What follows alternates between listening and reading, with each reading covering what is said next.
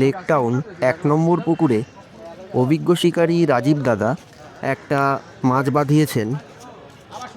খুবই সুন্দরভাবে মাছটাকে খেলাচ্ছেন দাদা। ধৈর্য, দক্ষতা আর অভিজ্ঞতা সবটাই একসঙ্গে মিলে গেছে এই মুহূর্তে। টোপের তালে শুরু হওয়া এই খেলাটায় কী মাছ উঠতে চলেছে সেটাই দেখার বিষয়। এখন শুধু অপেক্ষা শেষ টানের।